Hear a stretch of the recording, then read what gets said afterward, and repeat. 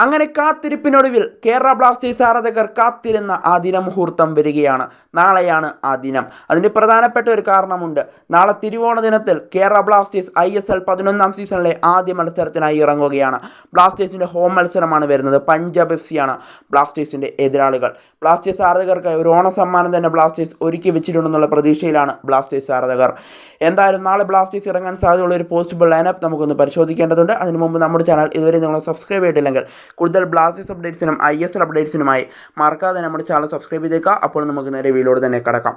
ഇതിൽ കേരള ബ്ലാസ്റ്റേഴ്സ് ആരാധകർക്ക് ഒരു സങ്കടം നൽകുന്ന കാര്യം എന്താണെന്ന് വെച്ചാൽ നാളെ കൊച്ചി സ്റ്റേഡിയത്തിൽ എല്ലാ തവണത്തെ പോലെ ആ മഞ്ഞക്കളഞ്ഞിരമ്പം കാണാനുള്ള സാധ്യതകൾ കുറവായിരിക്കും. കാരണം കേരള ബ്ലാസ്റ്റേഴ്സ് സുരക്ഷ കുറവായതുകൊണ്ട് തന്നെ ആരാധകർ കൊച്ചി സ്റ്റേഡിയത്തിലേക്ക് എത്തുന്നതിൻ്റെ കാണികളുടെ എണ്ണം ഇപ്പോൾ 20,000 കുറച്ചിട്ടുണ്ട്. അതുകൊണ്ട് തന്നെ കഴിഞ്ഞ സീസണിലൊക്കെ ഉദ്ഘാടന മത്സരത്തിൽ ബ്ലാസ്റ്റേഴ്സിൻ്റെ കളി കാണാനായിട്ട് എത്തിയത് 35,000-ഓളം കാണികളായിരുന്നു. എന്നാൽ ഇത്തവണ അത് 20,000 ബ്ലാസ്റ്റേഴ്സ് കുറച്ചിട്ടുണ്ട്.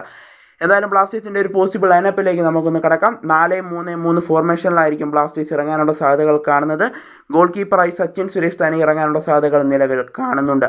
അതുപോലെ തന്നെ ഡിഫൻസിലേക്ക് എത്തുമ്പോൾ നമ്മൾ പ്രതീക്ഷിക്കുന്ന താരങ്ങളാണ് സന്ദീപ് സിംഗ്, അതുപോലെ തന്നെ പ്രീതം ഗോട്ടാൽ, മിലോസ് ട്രിൻസിച്ച്, അതുപോലെ തന്നെ നവോച്ച സിംഗ് എന്നീ താരങ്ങളെ നമ്മൾ അവിടെ പ്രതീക്ഷിക്കുകയാണ്. അതുപോലെ തന്നെ മധ്യനിരയിൽ 3 പേർ അണിനിരക്കും. ഫ്രെഡി, അതുപോലെ തന്നെ captain Adrian Luna, Vipin Mohanan എന്നീ താരങ്ങളെയാണ് നമ്മളവിടെ പ്രതീക്ഷിക്കുന്നത്. ഇതിൽ ലൂണ അറ്റാക്കിംഗ് മിഡ്ഫീൽഡർ റോളിലായിരിക്കും ഇറങ്ങാനുള്ള സാധ്യതകൾ ഇപ്പോൾ നിലവിൽ കാണുന്നത്. അതുപോലെ തന്നെ ഇനി മുന്നേറ്റ നിരയിലേക്ക് എത്തുകയാണെങ്കിൽ അവിടെ മുഹമ്മദ് ഐമൻ, അതുപോലെ തന്നെ ജീസസ് ജിമിനസ്, നോവാ സദോയി എന്നീ താരങ്ങളെ നമ്മളവിടെ പ്രതീക്ഷിക്കുകയാണ്. അവിടെ ഒരുപക്ഷെ ഐമൻ ഇറങ്ങിയില്ലെങ്കിൽ രാഹുൽ ഇറങ്ങാനുള്ള സാധ്യതകൾ അവിടെ നിലവിൽ കാണുന്നുണ്ട്. ഇവിടെ ഐമനും അതുപോലെ തന്നെ നോവാ സദോയും വിങ്ങേഴ്സിൻ്റെ രൂപത്തിൽ ഇറങ്ങാനുള്ള സാധ്യതയാണ് കാണുന്നത്. ജീസസ് ജിമിനസ് സ്ട്രൈക്കറായി അവിടെ ഗോൾ അടിച്ചു കൂട്ടാനായി ഉണ്ടാകും എന്നുള്ളതും ഇപ്പോൾ മനസ്സിലാക്കാനായിട്ട് സാധിക്കുന്നുണ്ട്.